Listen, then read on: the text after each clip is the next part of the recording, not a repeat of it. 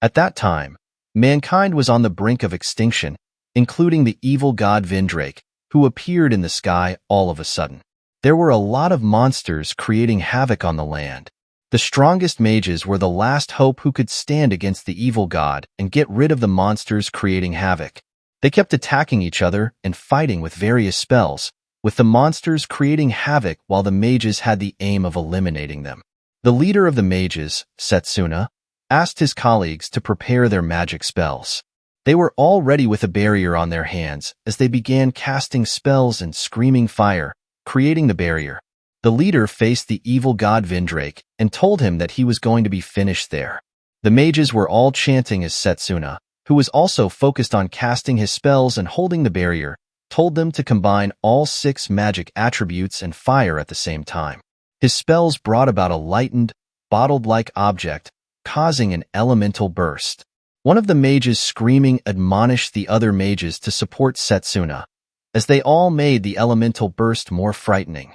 Being relaxed and happy, one of them smiled, unknown to them, that made the evil god more angry and dangerous.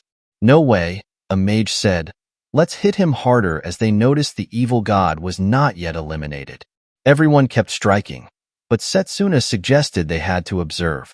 As their spell was reaching the evil god, he dispelled it, making Setsuna wonder. The evil god, clenching his jaws, asked if that was what humans could do, calling them foolish and miserable creatures, rotten insects who rotted in his garden. A female mage screamed that there was no way their magic was not working on him, as the other mages kept looking as if they were astonished. She asked Setsuna to give them his order. Setsuna kept thinking that there was something they could still do. They all kept trying various ways to bring the evil god down, as one of the mages was running out of mana.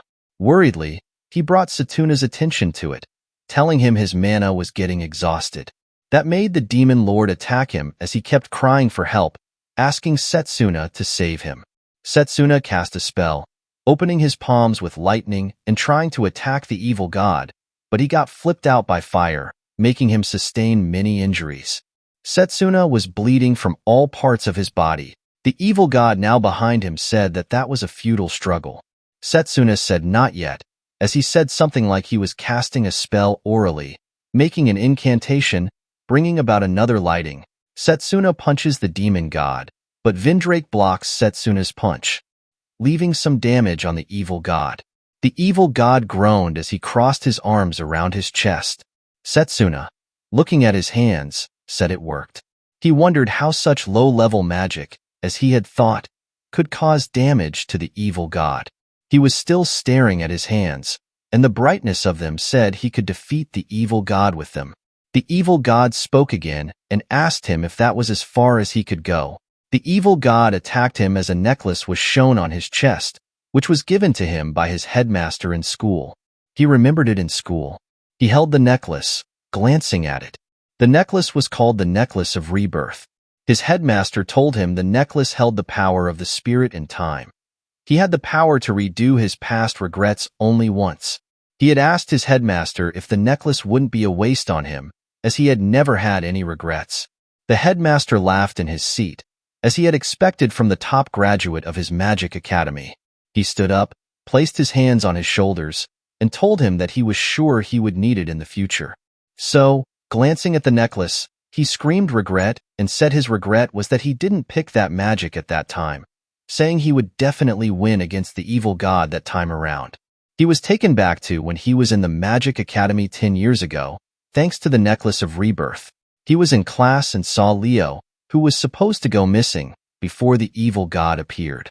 He looked around and confirmed that it was the Magic Academy, which he had really gone back to 10 years ago. He then proposed in his mind that he wouldn't let the defeat happen again. He was determined to win against the evil god. The circle of friends was in the ceremony of blessings, and it was his turn next. Setsuna walks up to the teacher to find out his blessing.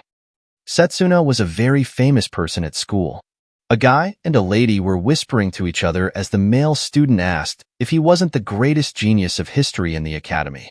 The lady replied that she heard he had the magic affinity for every magic path. It was time for him to choose a magic path. He was told that there were different paths in magic, and in order to activate magic, different techniques were required. That was why one had to choose a magic path, due to which learning of different magic from different paths is difficult. He was asked to choose the path he desired, and the trainer thought his choice would be long-range magic, as he pointed to it, saying that that would be his choice, right? Setsuna knew that was the right choice, as he became the strongest mage in the world with long range, and it was enough to defeat enemies, but he knew it didn't work when he was using it on the evil god. He chose close combat magic, leaving everyone amazed, including Leo, whom he had told earlier that he was going to pick long-range magic.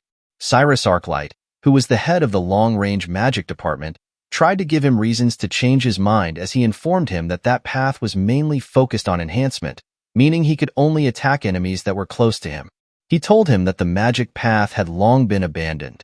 Cyrus asked him if he was going to just throw away his future with a worried and bittered expression.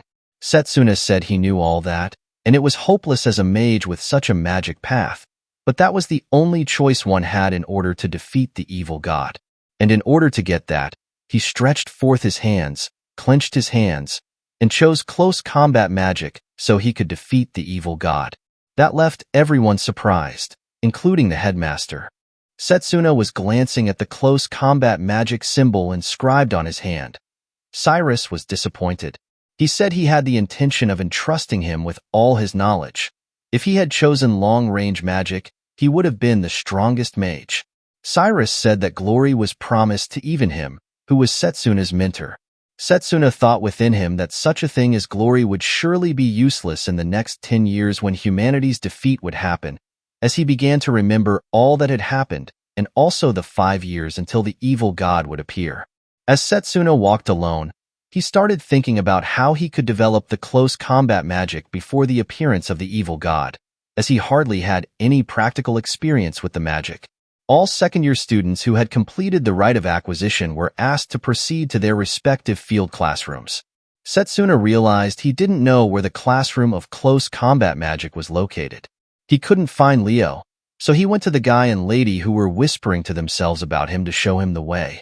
They tried to isolate themselves from him, as they pretended to be late for class and left him there alone. They continued whispering on their way that it was over for Setsuna, as he would surely learn his lessons for choosing such a field to stand out. Setsuna realized that because he chose close combat, the treatment was different from the last time, so he had to find it himself. As he continued thinking, he said that there should be a map of the entire campus in the courtyard, so he walked towards the courtyard. As he was going, he heard noises of people fighting, and he wondered how a fight could be happening in a place like that. Moving forward, he saw 3 guys fighting against a lady. The guys were from the long-range department, while the lady was from the close combat department. The guys took a brooch that was precious to the lady, given to her by her mother. Already bruised, she kept shouting at the guys to give back her brooch. A fat guy among the guys standing at the left side stared at the brooch and asked if that brooch was a magical tool for storing mana. The one in the middle held a fireball, looking sternly at the lady. The last guy said the brooch was too good of a class item to be used by commoners like the lady. He said they would surely make good use of it. Setsuna was watching all this while, and got to know which classes they belonged to. The guy with the fireball told the lady that if she wanted it back, she would have to take it back by force. He threw the fireball at her, but the lady dodged it. She stood up with full force, stating the fact that she would never hand over the brooch her mom saved money for years to buy for her. She magically created a blade that was circled. Setsuna wondered how she could create a mana blade with close combat magic. The guy with the fireball saying that the dagger was not going to have any effect on him. She flipped up and magically attacked them. One of the guys said no matter what she did, the dagger wouldn't get to them because they were long-range mages. They attacked with a fireball again, and as she was about to fall, Setsuna came and carried her amidst the fire. This surprised the guys, and they looked to see who it was. Setsuna, still carrying the lady in his arms, asked her if she knew where the close combat magic department was because he wanted someone to guide him there. The guys kept looking, and one of them asked if that was not Setsuna Crownwell. They noticed the back of his hand and knew that he chose close combat magic. This made the guys think that was the perfect way to beat him up as much as they could since he was in the close combat magic department. One of them magically held a fireball, ready to attack. While Setsuna was watching, he noticed there was room for improvement. He had the thought that the quality of a magic field doesn't really determine the outcome of a battle. The lady noticed he was about to fight against them. She warned him to stop it as they were seniors, but it was too late as the senior student has already launched his fireball spell towards Setsuna. On the other hand, Setsuna, and he was focusing the magic on the legs, using the physical boost only for leg strength. He was really fast, and he believed he could also dodge their attacks. He had it in mind to do more. While they were fighting, he asked the other guys if they couldn't use any other element as they were only shooting fireballs. This angered one of them, as he asked him to shut up. The guy kept wondering what elements he was using, as he couldn't aim well. He was launching his fireballs with rage this time around. Setsuna magically made a blade and sliced all the fire away. The guys were surprised that it could be sliced. Setsuna responded that it was because it was magic against magic, and the one with the higher magic proficiency wins. He also said the reason he, who didn't have high magical powers, became the strongest mage in the world was because of his precise control of power. The guy who seemed to be the leader said he would use an extra large one if that were the case. The other guys warned him that that could catch the attention of the instructor, but he didn't heed what they were saying and told them to shut up. The guy began incantations, but Setsuna using his combat skills could reach the guy faster than his incantations. Setsuna then made a manhwa-fest, hitting the guy so hard, the guy fell, hitting his back on the floor as he screamed. This made the others watch in shock with their mouths wide open. Setsuna, clenching his fist, said that, as expected, he could fight properly even with close combat magic. The fat guy among them told him to stop joking around, saying that close magic was supposed to be the weakest. Setsuna, stretching his hand, told him he was forgetting something. The fat guy handed over the brooch to him, saying to himself that he had to obey him for now. He and the last guy assisted the injured guy in walking away. Setsuna handed the brooch over to the lady, saying it was important to her. She was so happy as she thanked him. And then she remembered she hadn't introduced herself. She introduced herself as Layla Rosewell. She stretched forth her hand. Setsuna also shakes her hand introducing himself, but the girl stated she knew him to be famous for his affinity for all magic paths. They shook each other with both hands. Layla asked why he chose close combat magic. Setsuna thought to himself that was because that would help him defeat the evil god, but no one would believe him. Then he asked if Layla could show him the way to the department's building for close combat magic. Layla suddenly exclaimed, remembering that the orientation for the department would have started already, so they needed to hurry. On their way, Layla told him that the department's building was located at the edge of the campus because close combat magic was unpopular. She called out to him and said he had to teach her how to make the mana blade from earlier. Setsuna told her that was nothing special as it depends on the control of mana, and Layla confirmed herself that close combat magic could be used depending on the circumstances. Setsuna said if he could master close combat magic, then he should be able to counter the dispel of the evil god. He remembered when he had a conversation with the headmaster. The headmaster had shown him his hands, in which two symbols were inscribed. Then he was surprised because it was impossible for one to have two different magic paths. One is supposed to take only one path based on norms. He recognized the magic on his right hand to be the summoning magic, but he couldn't fathom what the left hand was, as he hadn't seen such before. J.E. remembered he had asked the headmaster what that seal was, but his headmaster said he would tell him when the time came, as the headmaster was sure he could entrust him with the secret of his second magic. Unfortunately, he couldn't learn it because the headmaster was assassinated after the emergence of the evil god. He could also sense the danger posed by the headmaster's second magic path. He was determined to learn it and change the fate of destruction. Still in his thoughts, Layla pointed to a building saying over there, snapping him out of his thoughts. But he kept thinking of how he would get the headmaster's recognition, as he already was. That seemed like a problem to him. The professor was standing at the doorway, ready to scold them for coming late. The professor, gritting his teeth with his hands crossed, said how nice it was for him to come late, along with a woman calling him by his full name, Setsuna Crownwell. Layla tried explaining, but the teacher said he didn't care about their excuses. He said no matter how good his achievements were, he was worthless at that place, referring to Setsuna. He also added that now that he was in the department of close combat magic, he was already trash, pointing his hands to Setsuna's chest. Setsuna grabbed his hands and told him he had been rude. He told him that he was the professor of the department, and he did not find any pride in the close combat magic that he was teaching. The professor was angered and held his shirt, calling him a brat, and how dare he act that way against a professor? Setsuna faced him and said that there were still undiscovered possibilities in the close combat magic. He so much believed that. The professor widened his eyes and called him a cheeky brat. He moved away, heading in a direction, saying that if Setsuna was going to say that, he was going to show him something instead. He brought Setsuna to places where students were having tests, and the students were struggling with making a crack on a rock. That was the first test needed to determine one's rank in class. In those black steel rocks, there was a crystal embedded in them. So they needed to extract it as soon as possible, and those who failed would be punished. The professor was walking around and told those taking the test that it had been an hour, and none of them had been able to break it. The students were all complaining, saying the stones were hard. One asked how she could be able to break it with the magic she had learned so far.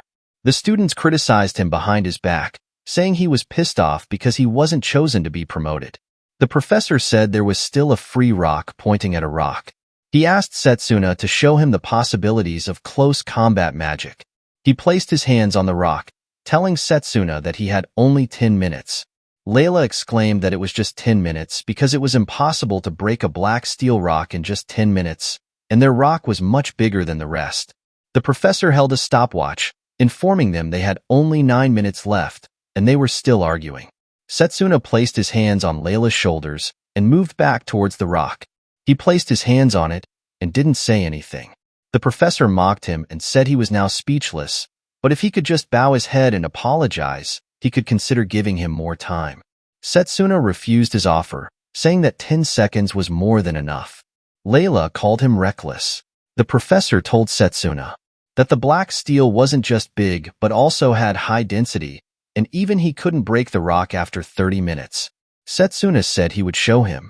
He had this determination to get recognized by the headmaster, and the only way he could do that was to be the best in his class, and he couldn't let trivial things like breaking a rock hinder his goal.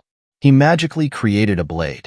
The professor thought he didn't know what he was doing and mocked him, saying that he was just all talk after all.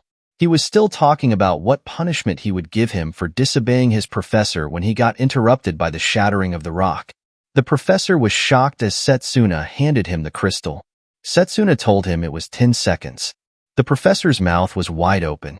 Layla was surprised that he really did it. The other students kept wondering how he could break the huge rock. They were thinking that maybe he was stronger than the professor. The professor opened his mouth and said there was no way he would admit it and that it was cheating. He said the rock was so hard that it wouldn't even shatter in 10 minutes, and if he could do that, it was obvious he cheated. Setsuna said if he could use 10 minutes on a rock like that, it would be better if he quit being a professor and started over again as a student. The professor clenched his fist when the head professor, Lionel, who was smoking behind him, called him Zachary. He placed his hand on the professor's head and asked if he was bullying students again. He told him that Setsuna didn't cheat at all. All he did was read the flow of mana within the rock and aim for the weakest point in it. He scolded Zachary, saying that he was trying to act like an instructor and couldn't see through that. Professor Lionel told everyone that he heard that Professor Zachary was going to demonstrate the mana guard. Professor Zachary was scared and shivered. Professor Lionel steadied his ground and faced Professor Zachary. Professor Zachary kept shouting and asking that Professor Lionel wait, acknowledging the fact that he acted wrong. He promised never to do so again. Professor Zachary launched at him with a fist, creating a barrier. Setsuna noticed the way he broke through the mana guard and knew his level of power was that of a guard. He wondered who that person was, as he didn't seem to be ordinary. Professor Lionel faced Setsuna, complimenting him as he patted him on the back. He told him to do his best. Setsuna told the professor that just because he was a close combatant, he would lose to other departments. He assured the professor that he would use the strength of close combat to his advantage and become the top of his grade. The professor smiled, telling him that's quite some spirit he got. He told Setsuna that if he ever wanted to learn magic, he should just say the word, and he would teach him. He introduced himself officially as the head professor to Setsuna and welcomed him to the close combat department. The professor addressed the students and told them that they were about to decide on the representative for the exchange match, though he hated to say that so soon. The exchange match was a major event where the 8 magic departments competed for honor and prestige. Just one representative would be chosen from each department, and the winner would be determined through a tournament format. Before Setsuna's regression, he won the exchange match as the representative of the long-range combat department. That was how he earned recognition from the headmaster. Since he also wanted to be recognized by the headmaster, he couldn't afford to miss out on the representative position, as that was what determined if he could participate in the exchange match. As the other students faced Lionel, and Lionel told Setsuna that he wasn't the only one who passed the test, and there was someone who had extracted the crystal before their arrival. That person was Drago Okred.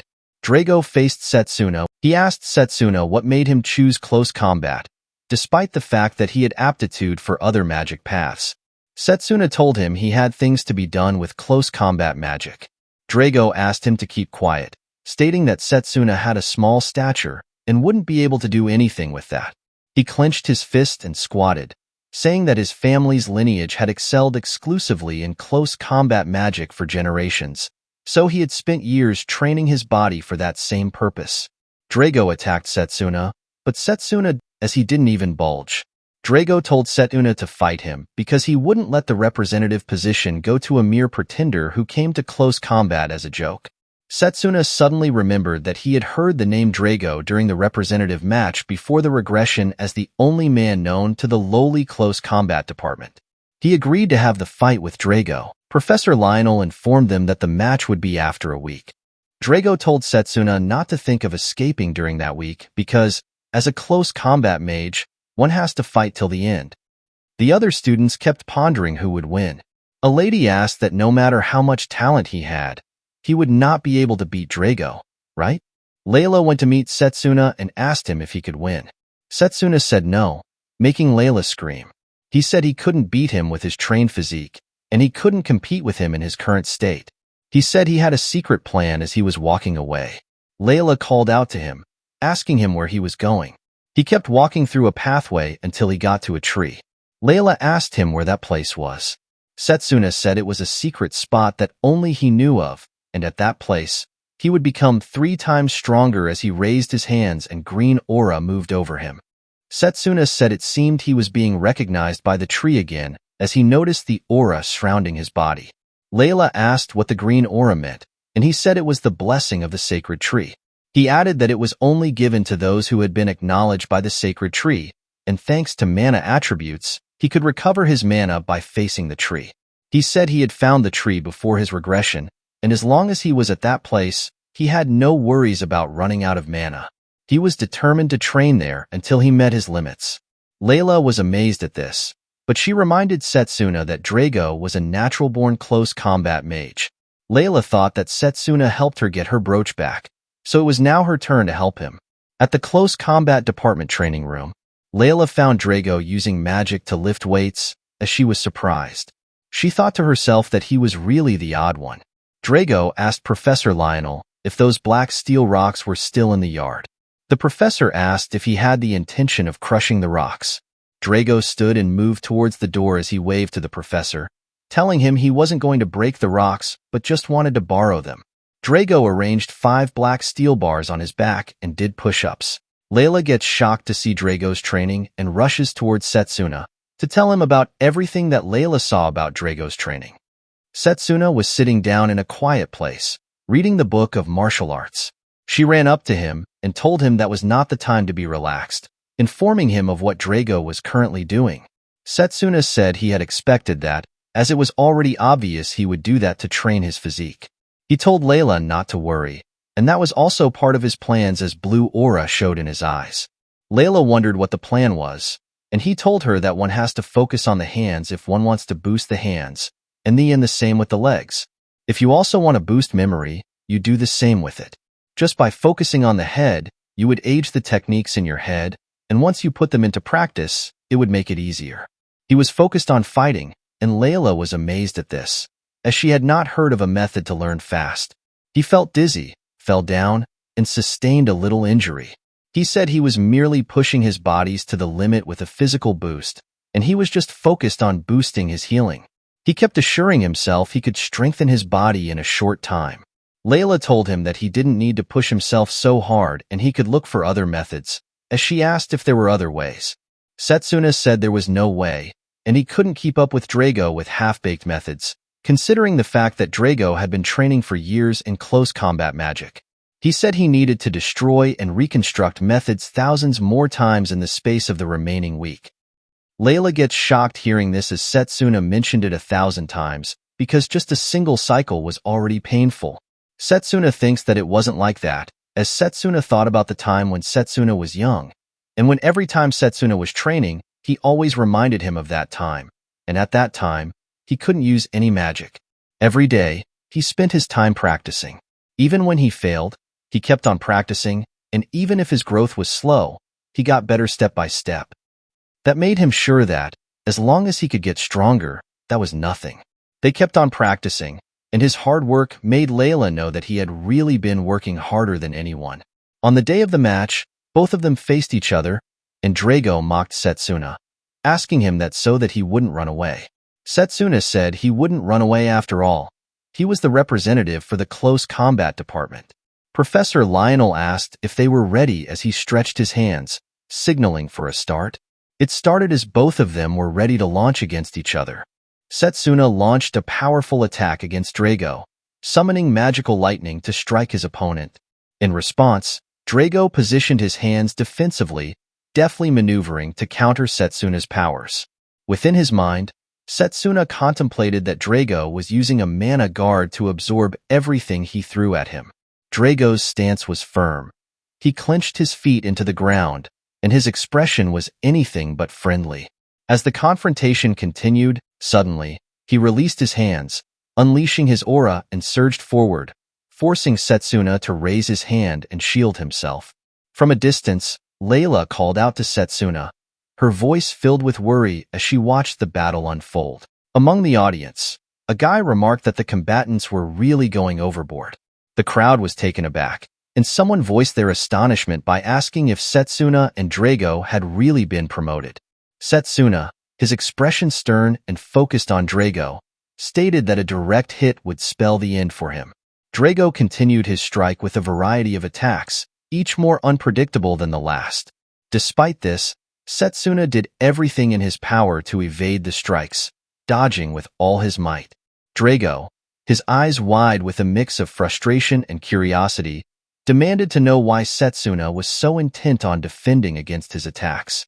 He questioned what was wrong with Setsuna, unable to understand his opponent's strategy. Yet, Setsuna remained silent, his only response being his relentless dodging. Drago then asserted that, in the end, Setsuna's body was still weak, and that this was evidently his limit.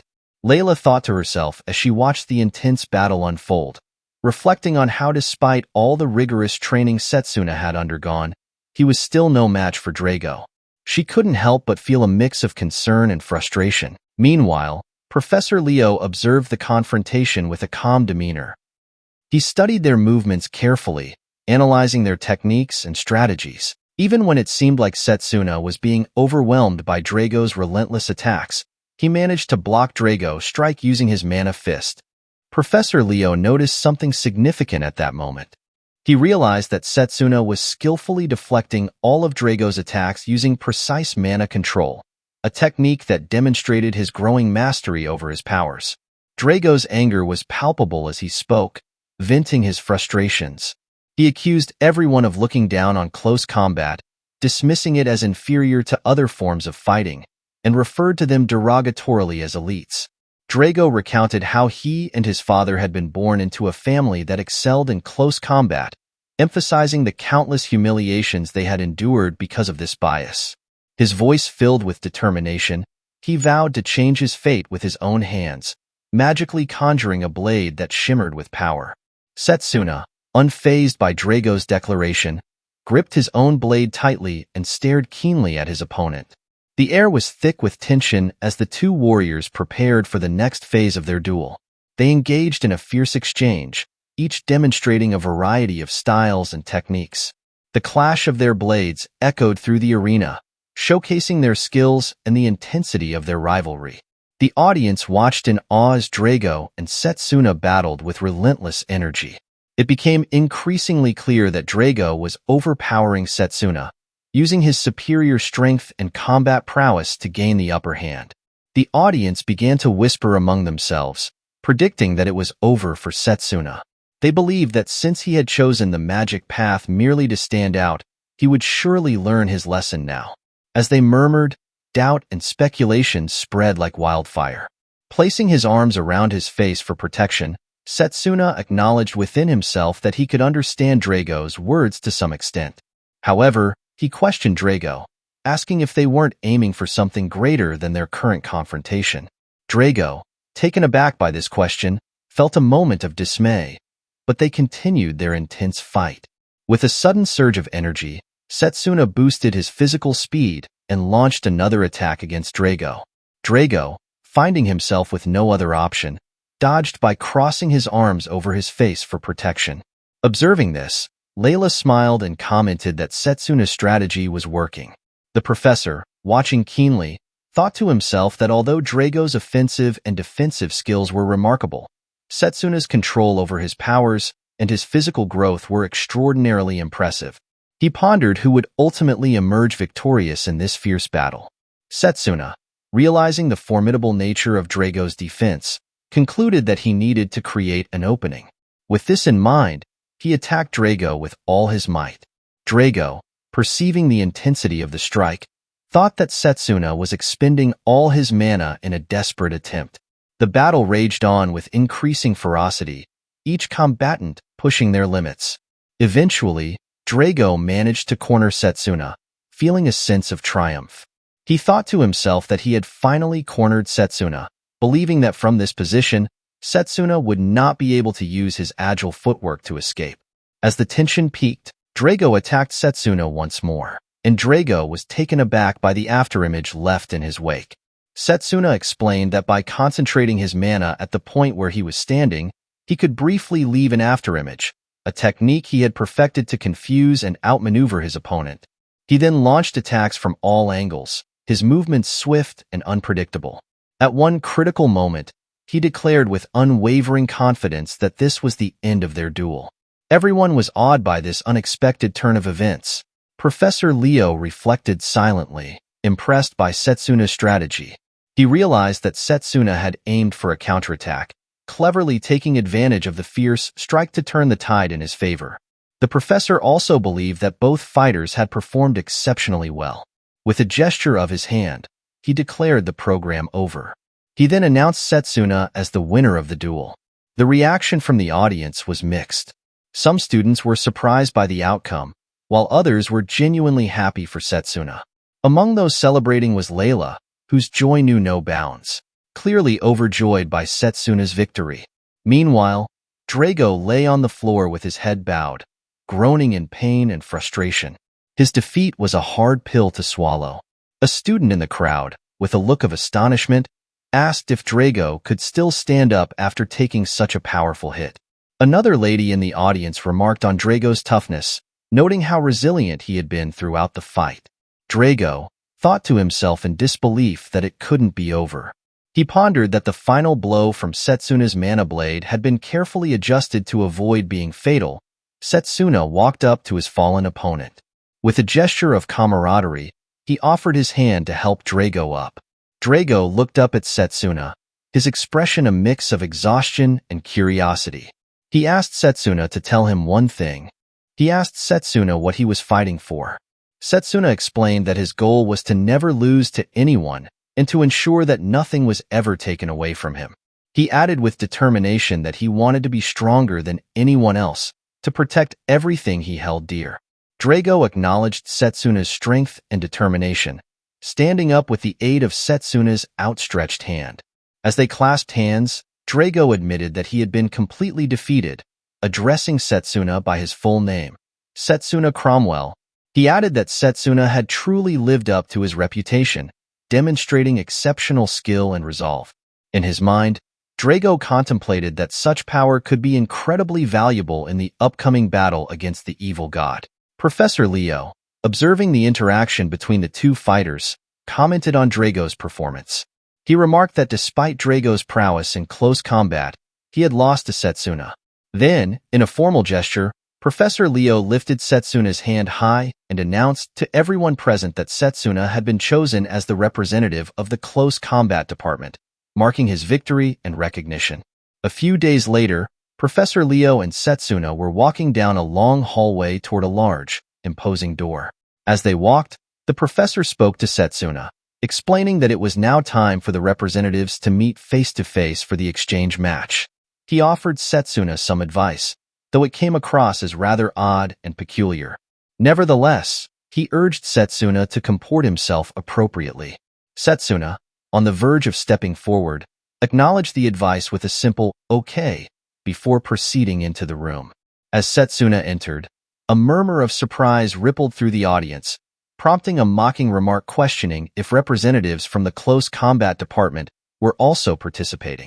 The individual whom Setsuna was slated to face made a pointed comment about Setsuna's willingness to confront his own shortcomings.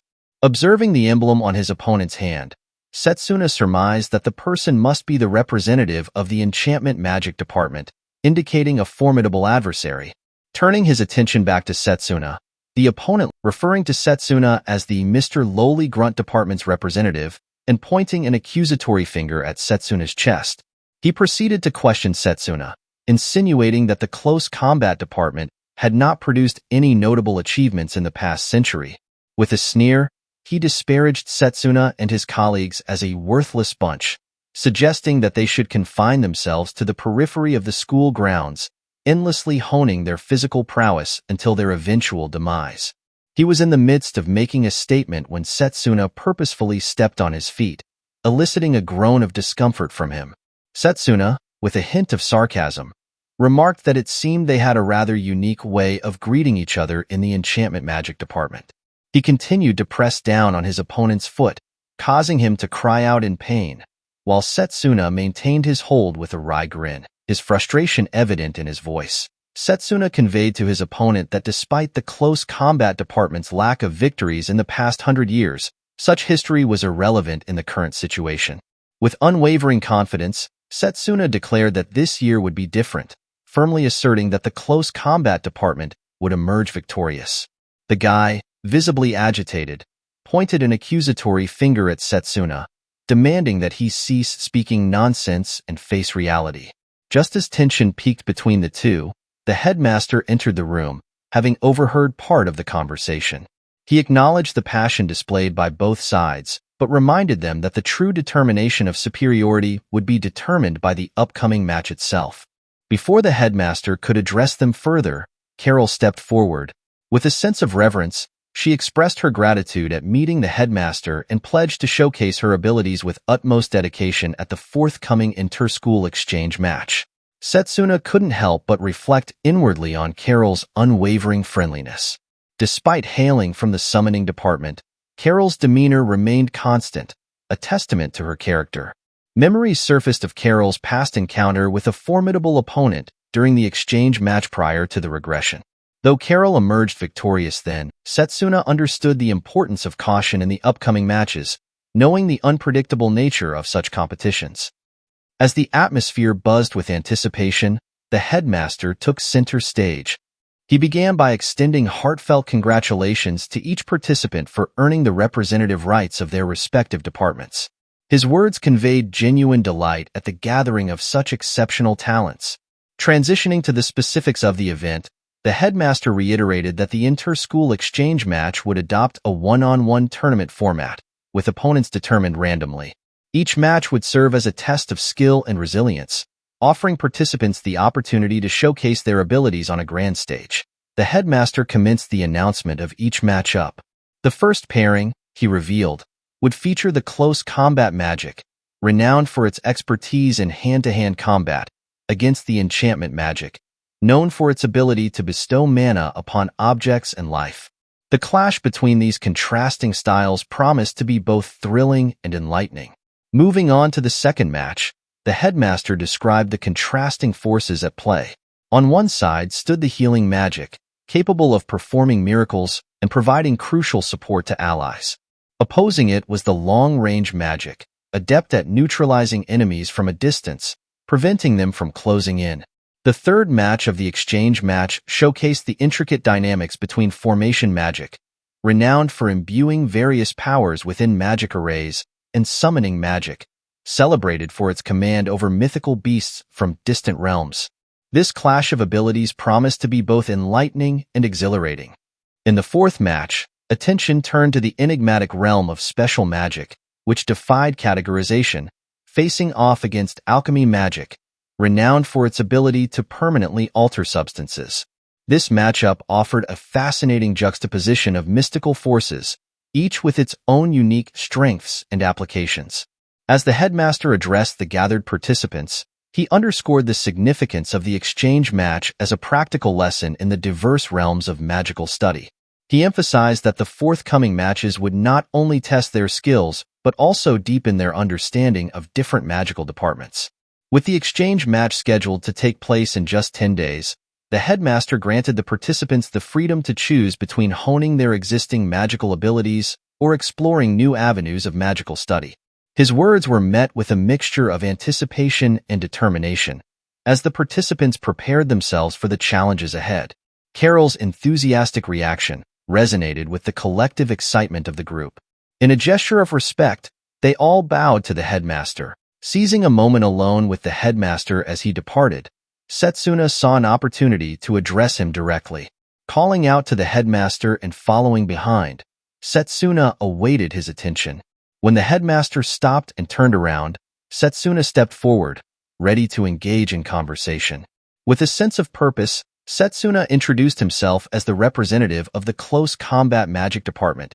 Setsuna introduced himself with a respectful demeanor, stating his full name as Setsuna Cromwell before proceeding to make a request of the headmaster. With a hint of anticipation in his voice, he inquired if the headmaster would be willing to impart further knowledge about magic should he emerge victorious in the upcoming matches. In response, the headmaster, taking into account Setsuna's specialization in close combat magic, expressed initial skepticism about the relevance of teaching him summoning magic, dismissing it as potentially unnecessary for Setsuna's skill set. Undeterred, Setsuna clarified his request, specifying that he was referring to a different type of magic altogether. The headmaster, visibly surprised by Setsuna's request, widened his eyes in astonishment. He questioned Setsuna about how he had come to possess such knowledge. Reflecting on the headmaster's cautious demeanor, Setsuna found it to be quite overwhelming. Yet, he remained steadfast in his determination, recognizing the vital role of the second magic in confronting the threat of the evil god. With this in mind, he felt compelled to press forward, unwilling to retreat from the challenge at hand. With a firm tone, Setsuna addressed the headmaster, articulating his belief that the victory of the close combat department after a century-long drought could potentially defy the conventional wisdom of the world. He urged the headmaster to entertain this possibility. The headmaster, scrutinizing Setsuna, couldn't help but wonder if there were ulterior motives behind Setsuna's request. Eventually, he relented, conceding that upon Setsuna's victory in the championship, he would impart knowledge of the second magic. Grateful for the opportunity, he expressed his heartfelt gratitude to the headmaster. However, the headmaster cautioned Setsuna, reminding him that the path to mastering the second magic would be arduous.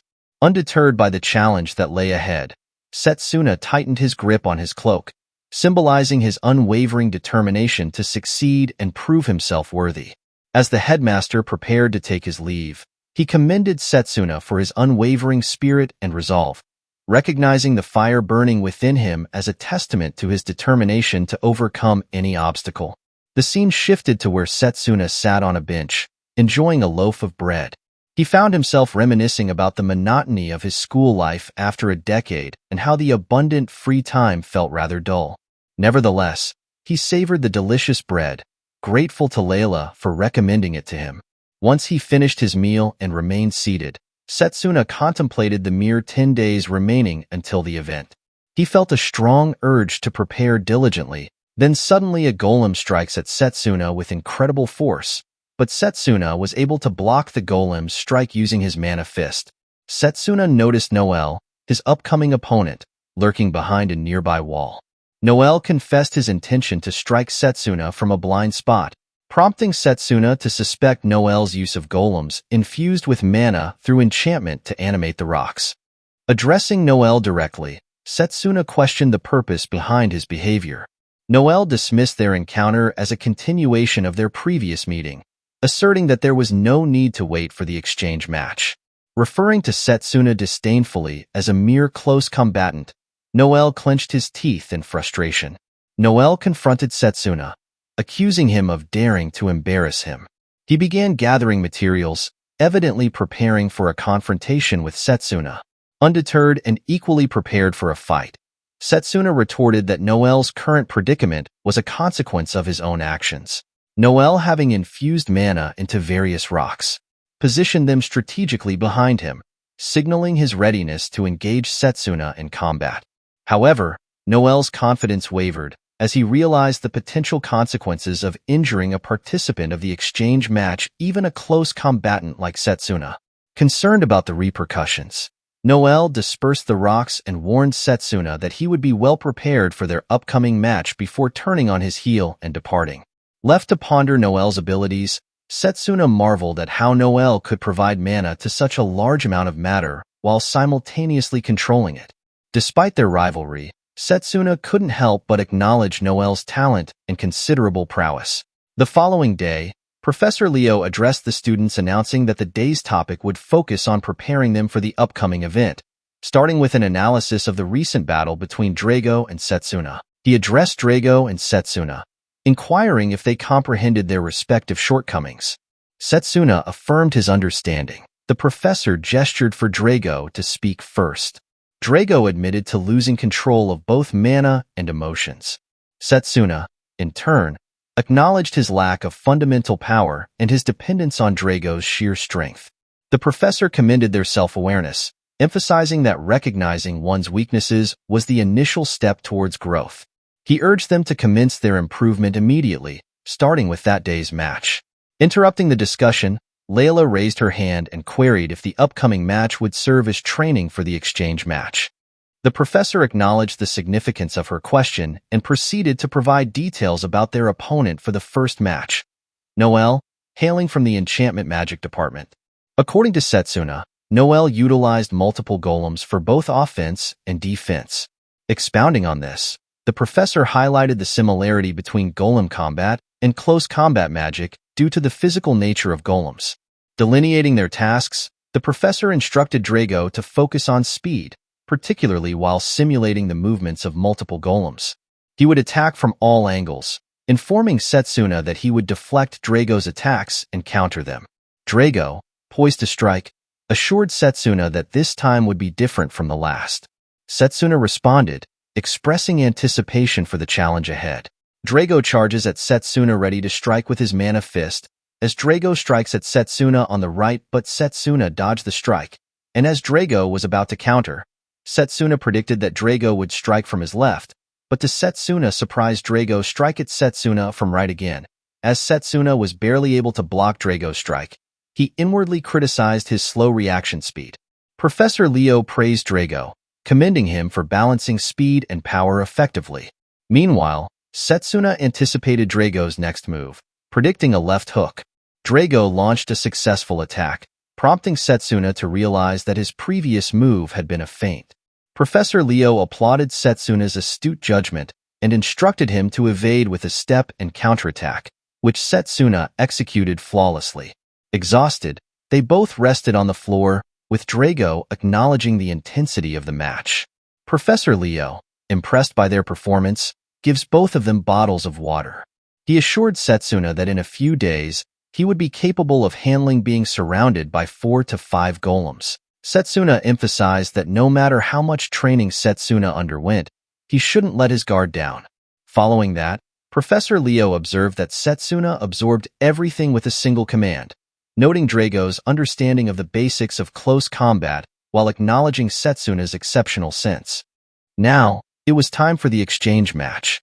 The venue was prepared for the 781st Elmridge Magic Academy exchange match. The question lingered among the representatives from the 8 magic departments. Who would emerge as the strongest? Setsuna and Noelle stood at the center of the audience, facing each other. As anticipation filled the air, then the commentator states that the exchange match stage will be changing randomly each time. And this time, it was set in a desert. Noelle expressed his approval of the setting. From the crowd, someone raised their hand and cheered for Noelle to defeat the close combatant swiftly. Another person chimed in, expressing satisfaction that Noelle was pitted against the perceived underdog department. Layla intervened, shouting at the noisy individual and asserting that they should closely observe whether they were truly underdogs or not. Layla stood up, and she continued to confront the individual until Professor Leo stepped in to restrain her. With the preparations complete, the match was declared to begin as the commentator raised his hand and announced the start. Noelle addressed Setsuna by his full name, Setsuna Cromwell, while holding a black steel rock and questioned if Setsuna knew its significance. Setsuna responded affirmatively, identifying it as a black steel rock, crucial for creating a golem by combining it with sand. Suddenly, Noelle infused his mana into the black steel rock, causing it to transform into a golem. It possessed immense strength, impervious even to the sharpest blades. Then Noelle takes out more black stones, and in an instant, a dozen of golems come surrounding Noelle. Mockingly, Noelle remarked to Setsuna that his chances of victory were slim, estimating them at 1 in 10,000. Layla, surprised by this turn of events, pondered the possibility of facing numerous golems. Noelle explained that these golems could be endlessly created from the sands, making it difficult for Setsuna to approach him. A guy remarked that the outcome of the game had been predetermined even before it began.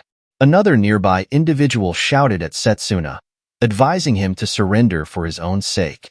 Noelle addressed Setsuna by his full name, indicating his readiness to listen to anything Setsuna had to say. Setsuna, in response, found the situation boring, as he hadn't anticipated this to be Noelle's trump card. Angered and wide-eyed, Noelle questioned Setsuna's remark, then gestured to his golems, commanding them to overwhelm Setsuna. Suddenly, a dust cloud enveloped the area, leaving the audience bewildered as visibility dropped. Setsuna magically conjured a sword and proceeded to destroy the black steel rocks. He confidently declared that he had already mastered handling the black steel rocks. Noelle, feeling frustrated, Noelle tells Setsuna that he has already mentioned before that he can create as many golems as he wants. To prove his point, Noelle creates a dozen more golems, and these newly formed golems join together to launch an attack on Setsuna. In response, Setsuna confidently states that in close-quarter combat, his ranged magic is the most powerful. He asserts that no matter how many golems Noelle can create, Setsuna will never be defeated. With incredible speed and precision, Setsuna swiftly takes down the golems with a single, powerful strike. In an instant, he closes the distance between himself and Noelle and punches him squarely in the face, remarking that it was an unfair match for Noelle from the beginning. Meanwhile, the audience is unable to see the details of the battle because of the thick dust cloud obscuring their view. As the dust begins to settle, an audience member spots a solitary figure standing amidst the debris. It is revealed to be Setsuna, the last one standing. With the dust now cleared, the announcer declares Setsuna the winner of the match. Setsuna quietly acknowledges his victory, reflecting on his triumph in the first battle. Layla, witnessing Setsuna's success, felt elated and proud of his achievement. Meanwhile, the group of students who had earlier mocked Setsuna found themselves surprised by the unexpected outcome. One among them questioned if it was all just a joke, while another pondered how long it had been since the close combat department had last emerged victorious. Deep in thought, another individual wondered aloud if continuously summoning new golems would eventually lead to exhaustion. Another lady remarked that Noelle had essentially self-destructed in his relentless pursuit of victory. A guy responded to her, stating that Setsuna shouldn't have been able to win, thus concluding that the close combat department was simply lucky. Cyrus, who had been observing quietly, interjected, asserting that it wasn't merely self-destruction on Noelle's part. Hearing this, purple-haired guy stated that Setsuna has caught his attention. As the competition continued, it was time for the second match. Setsuna moved to sit in the audience, where Layla praised him for his performance. She asked if he intended to watch the match, gesturing for him to sit beside her. Setsuna agreed, stating that by doing so, he might find some references to use in the future. Meanwhile, the ongoing match pitted the summoning magic department against the formation department. Carol, the representative from the summoning department, currently held the upper hand, while the representative from the formation department attempted to close the gap. Sitting and observing, Setsuna contemplated the unfolding events. He noted that despite being pinned down, the formation department's representative displayed impressive movements. He also considered that perhaps he could replicate those movements and apply them in close-quarters combat. Layla remarked that the movements from other magic paths looked impressive as she watched the match intently, but she expressed her desire to become stronger in close combat magic. Setsuna saw this as an opportunity to inquire why she had chosen close combat magic. He asked her about her reasons for selecting it, mentioning that there were other paths available. Layla closed her eyes. She recounted a past experience where she had been saved by a close combat mage long ago. She remembered playing with her little brother in the forest when suddenly they were attacked by a grizzly bear. Feeling hopeless, a close combat mage intervened to rescue them. Since that moment, her dream had been to master close combat magic. She explained that her motivation stemmed from wanting to protect those around her and to become stronger. She questioned Setsuna, wondering if her reason sounded childish. Setsuna reassured her, stating that he didn't think her reason was childish at all. He also assured her that as long as she held a goal in her heart, she would gradually grow stronger. Leo approached from behind, greeting Setsuna and remarking that it had been a long time since they last met. Setsuna pondered Leo's presence. Leo Foray Elmcrest, his full name, ranked second in the long-range department, just after Setsuna. Leo rested his hands on Setsuna's shoulders, acknowledging Setsuna's strength displayed in the first match despite employing close combat magic. He then teasingly inquired if Layla was Setsuna's girlfriend. Confused, Setsuna asked him what he meant as the first match of the second round was about to commence, pitting long range against close combat. Setsuna and Leo prepared to spectate. Layla starts to blush upon hearing this and leaves the arena. Then Setsuna tells Leo that he never expected Leo wouldn't become the representative for the long-range department. Setsuna states that Leo should easily be able to defeat Akhtar, the purple-haired guy. Leo tells Setsuna that it might sound like an excuse, but he warns Setsuna to be careful against Akhtar, as Leo was fooled by Akhtar and lost the representative's spot to him. Hearing this, Setsuna thinks that Akhtar is the type of guy who would do anything to win and realizes that he can't let his guard down. Then we see Akhtar smirking, looking at something he had prepared for the match against Setsuna. The chosen stage was the Scorching Hell, where a misstep meant certain defeat. Drago sat beside Professor Leo, expressing his concern over the difficulty of approaching the opponent on such terrain. Professor Leo concurred, noting the stage's advantage for the long-range combatants. Meanwhile, Cyrus told Akhtar to impart a lesson to Setsuna, vowing to make him regret choosing close combat. Setsuna took a seat beside a table with a vase placed on it. He cautioned Layla against touching the vase, explaining that it was a contact-triggered magic tool. Setsuna further stated that it might completely drain her mana if triggered. Angered, Layla asked why he kept such a thing there. Setsuna revealed that it was a trap specifically aimed at him, making it the seventh one. Layla, taken aback, questioned if he was okay with having traps around. Setsuna reassured her, stating that he had managed to avoid activating them, so there was no problem. Internally, Setsuna speculated that Akhtar was likely the culprit behind the traps. He acknowledged Akhtar's cunning nature, noting that he left no evidence behind. Just then, someone knocks at the door. As they went outside, they encountered 3 children. They presented Setsuna with a bouquet, addressing Setsuna as Big Brother. Layla inquired about the gesture, prompting the boy among them to explain that someone had asked them to deliver it to Setsuna, gesturing towards a direction. Layla questioned if Setsuna had a fan who could have delivered the bouquet personally. The boy tells Layla that the Cinder found it embarrassing to deliver it themselves. Then suddenly the girl starts feeling dizzy. Setsuna noticed some spots on the girl's neck, recalling having seen them several times on the battlefield before his regression. Realizing what it was, He angrily kicked the bouquet away. Layla, concerned, inquired about the situation. Setsuna explained that it was poisonous grass called venenum. The boy continued coughing, and soon all three of them collapsed to the ground.